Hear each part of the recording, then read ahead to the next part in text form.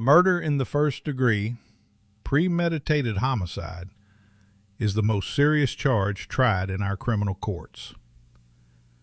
You have heard a long and complex case, gentlemen, and it is now your duty to sit down and try to separate the facts from the fancy.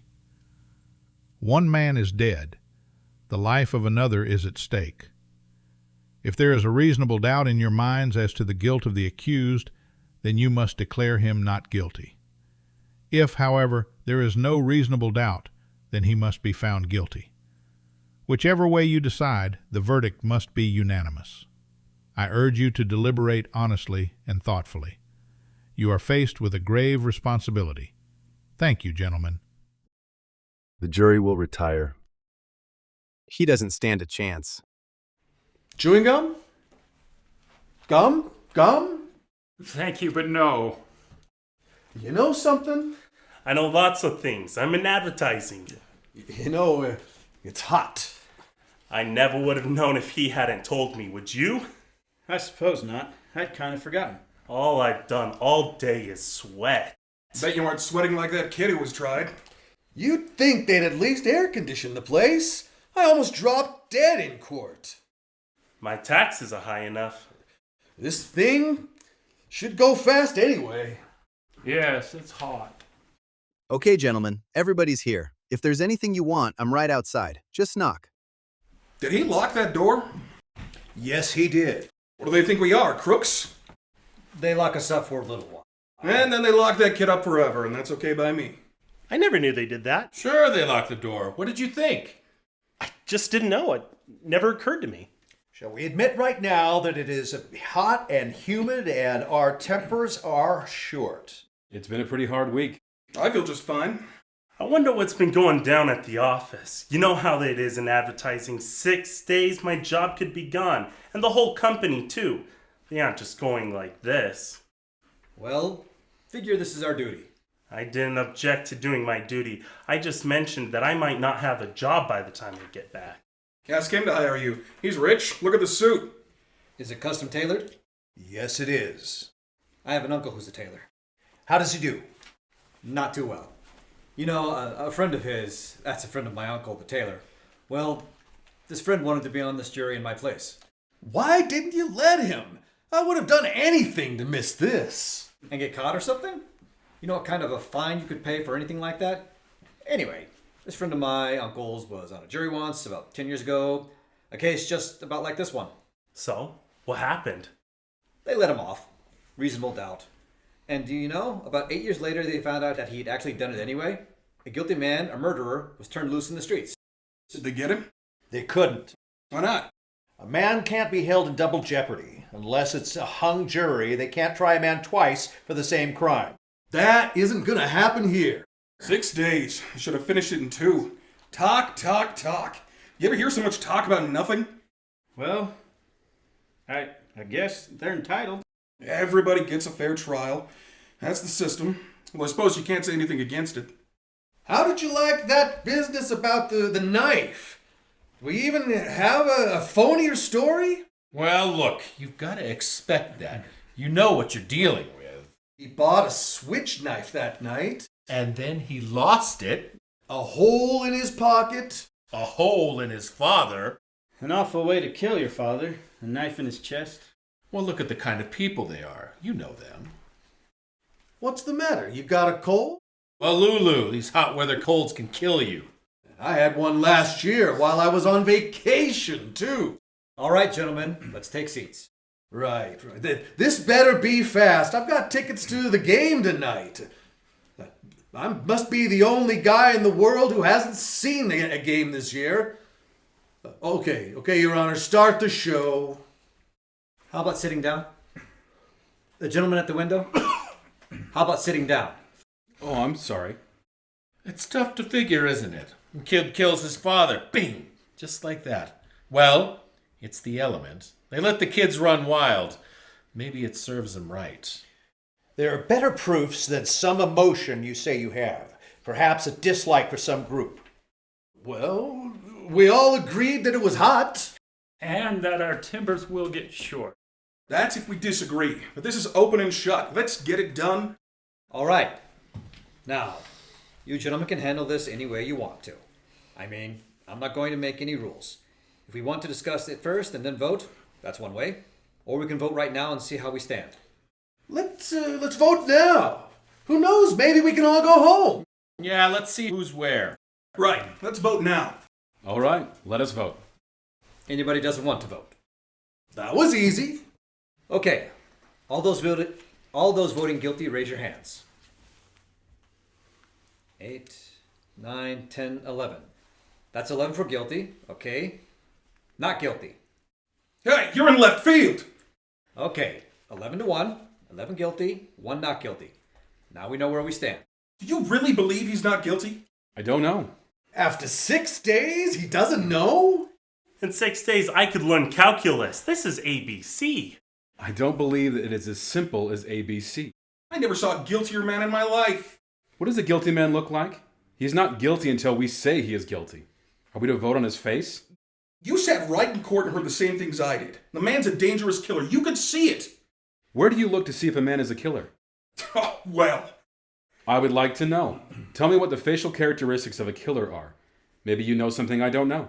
Look, what is there about the case that makes you think the boy is innocent? He's 19 years old. That's old enough. He knifed his own father 4 inches into the chest.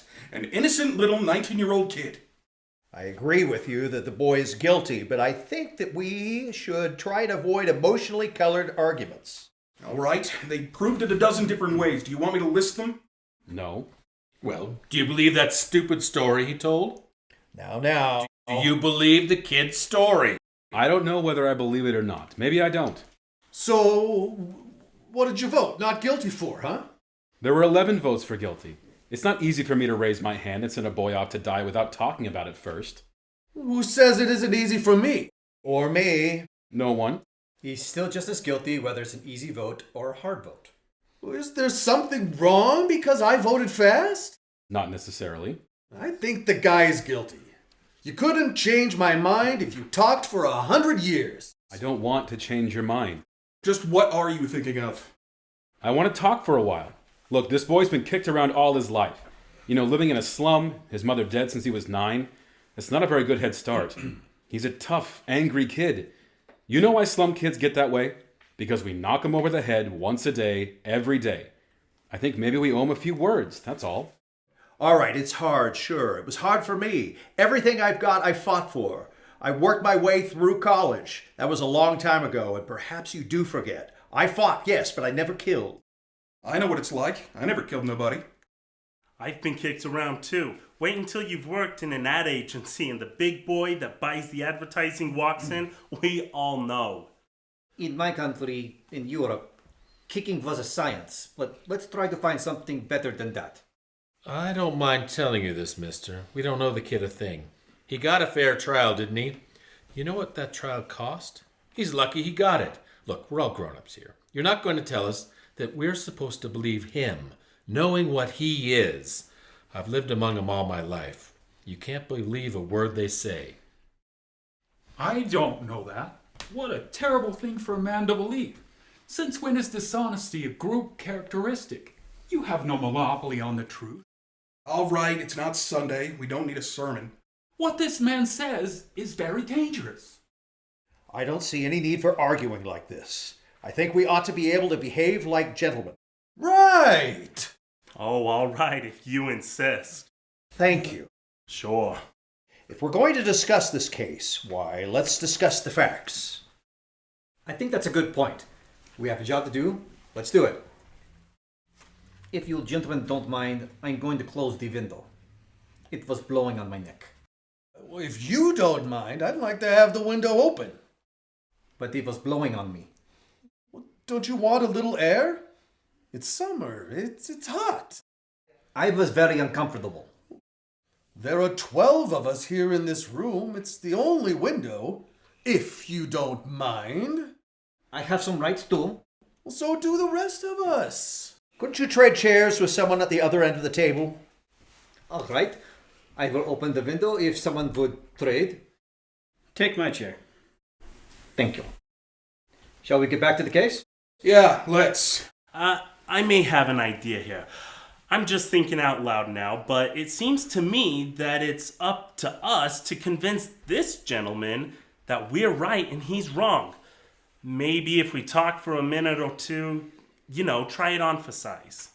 That sounds fair enough. Very fair. Supposing we go once around the table. Okay, let's start off. Right. We'll start with you.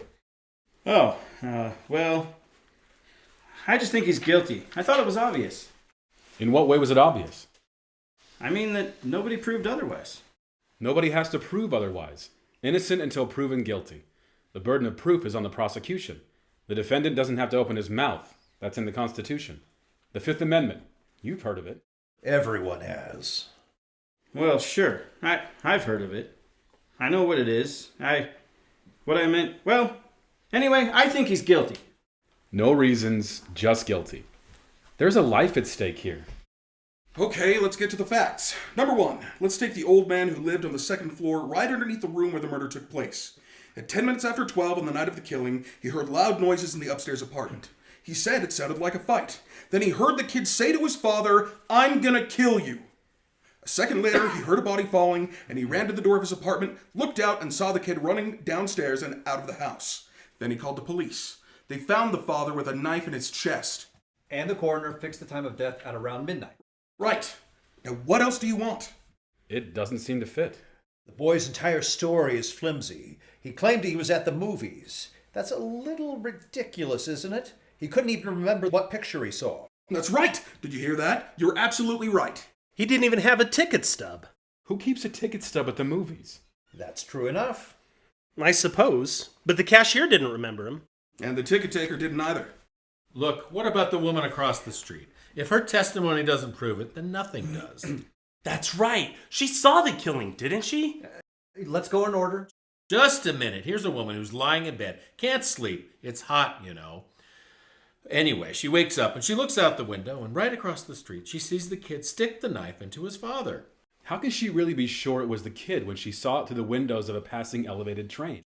She's known the kid all his life. His window was right opposite hers, across the L tracks, and she swore she saw him do it. I heard her swear to it. Okay, and they proved in court that you can look through the windows of a passing L train at night and see what's happening on the other side. They proved it. Weren't you telling us just a minute or two ago that you can't trust them, that you can't believe them? So? Then I'd like to ask you something. How come you believed her? She's one of them too, isn't she? Oh, you're a pretty smart fellow, aren't you? Now take it easy. Come on, sit down.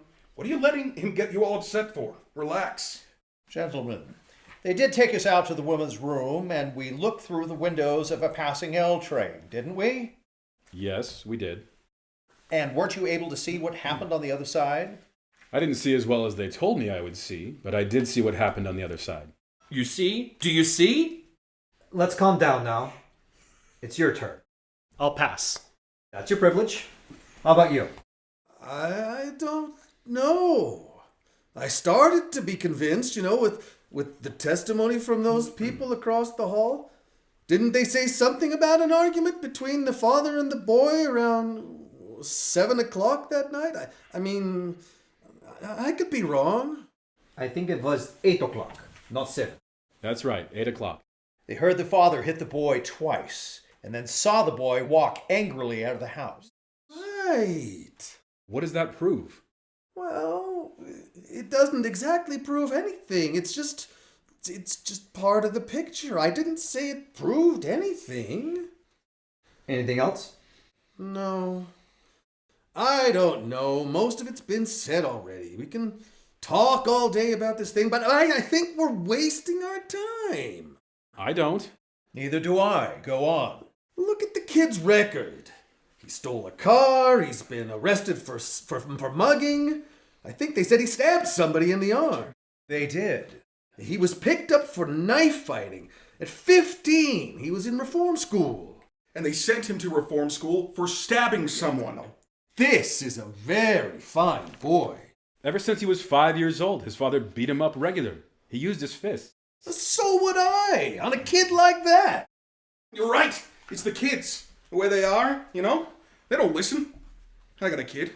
When he was 8 years old, he ran away from a fight. I saw him. was so ashamed. I told him right out, I'm going to make a man out of you or I'm going to bust you up into little pieces trying. When he was 15, he hit me in the face. He's big, you know? Haven't seen him in 3 years. Rotten kid. I hate tough kids. You work your heart out and... All right, let's get on with it. We're missing the point here. This boy, let's say he's a product of a filthy neighborhood and a broken home. We can't help that. We're not here to go into the reasons why slums are breeding grounds for criminals. They are. I know it, so do you. The children who come out of slum backgrounds are potential menaces to society. Oh, you said it there. I don't want any part of them, believe me. I've lived in a slum all my life. Now wait a second. I used to play in backyards that were filled with garbage. Maybe it still smells on me. Now, let's be reasonable. There's nothing personal. There is something personal. Come on now, he didn't mean you, feller. Let's not be so sensitive. Who did he mean? I can understand the sensitivity. Now let's stop bickering. We're wasting time. It's your turn. All right. I had a peculiar feeling about this trial. Somehow I felt that the defense counsel never really conducted a thorough cross-examination. Too many questions were left unasked. While it doesn't change my opinion about the guilt of the kids, still I agree with you that the defense counsel was bad. So? This is a point. What about facts? So many questions were never answered. What about the questions that were answered? For instance, let's talk about that cute little switch knife. You know, the one that fine, upright kid admitted buying? All right, let's talk about it. Let's get it in here and look at it. I'd like to see it again, Mr. Foreman. We all know what it looks like. I don't see why we have to look at it again. What do you think? The gentleman has a right to see exhibits and evidence. Okay with me. This knife is a pretty strong piece of evidence, don't you agree? I do. Now let's see, get the sequence of events right as they relate to the switch knife. The boy admits to going out of his house at 8 o'clock after being slapped by his father. Or punched. Or punched. He went to a neighborhood store and bought a switch knife. The storekeeper was arrested the following day when he admitted to selling it to the boy. I think everyone agrees it's an unusual knife. Pretty hard to forget something like that. The storekeeper identified the knife and said it was the only one of its kind that he had in stock. Why did the boy get it? Yeah, as a present for a friend of his, he says. Am I right so far? Right. You bet he's right. Now listen to this man. He knows what he's talking about. Next, the boy claims that on the way home, the knife must have fallen through a hole in his coat pocket that he never saw it again. Now there's a story, gentlemen. You know what actually happened? The boy took the knife home and a few hours later stabbed his father with it and even remembered to wipe off the fingerprints. Everyone connected with the case identified this knife. Now, are you telling me that someone picked it up off the street and went up to the boy's house and stabbed his father with it just to be amusing? No, I'm saying that it's possible that the boy lost the knife and that someone else stabbed his father with a similar knife. It's possible. Take a look at that knife. It's a very strange knife. I've never seen one like it before in my life. Neither had the storekeeper who sold it to him. Aren't you trying to make us accept a pretty incredible coincidence? I'm not trying to make anyone accept it. I'm just saying it's possible. And I'm saying it's not possible. What are you trying to do? Yeah, what is this? What do you think you are? Look at it. It's the same knife. Quiet, let's be quiet. Where did you get it? I got it in a little junk shop around the corner from the boy's house. It cost $2. Now listen to me. I'm listening. You pulled a real smart trick here, but you proved absolutely zero. Maybe there were 10 knives like that, so what? Maybe there are. The boy lied and you know it. And maybe he didn't lie. Maybe he did lose the knife, and maybe he did go to the movies. Maybe the reason the cashier didn't see him was because he sneaked into the movies, and maybe he was ashamed to say so. Is there anybody here who didn't sneak into the movies once or twice when they were young? I didn't. Really? Not even once? We didn't have movies. Oh. Maybe he did go to the movies. Maybe he didn't. And he may have lied. Do you think he lied? Now that's a stupid question. Sure, he lied. Do you? You don't have to ask me that. You know my answer. He lied. Do you think he lied? I don't know. No, wait a second. What are you, the guy's lawyer? Listen, there are still 11 of us here who think he's guilty. you're alone. What do you think you're going to accomplish, huh? If you want to be stubborn and hang this jury, he'll be tried again and found guilty sure as he's born. You're probably right. So, what are you going to do about it? We can be here all night. It's only one night. A man may die. Oh, come on. Well, yes, that's true. I think we ought to get on with it now. Right, let's get going. How do you like this guy? What do you say? You're the one holding up the show. Obviously, you don't think the boy is guilty. I have a doubt in my mind. But you haven't really presented anything that makes it possible for us to understand your doubt. There's some old man downstairs. He heard it, and he heard the kid shriek it out. The woman across the L tracks, she saw it. We know he bought a switch knife that night, and we don't know where he really was. At the movies? Earlier that night, the kid and his father did have a fight. He's been a violent kid all the way, and while that doesn't prove anything... Still, you know... I've got a proposition to make. I want to call for a vote. I want you 11 men to vote by secret ballot. I'll abstain.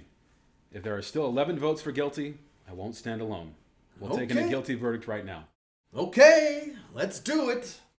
That sounds fair. Is everyone agreed? I certainly am. Let's roll it. Perhaps this is best. Guilty.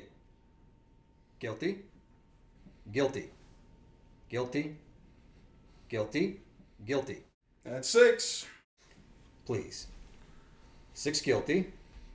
Guilty. Guilty. Guilty. Not guilty. Guilty. How do you like that? Who was it? I think we have a right to know.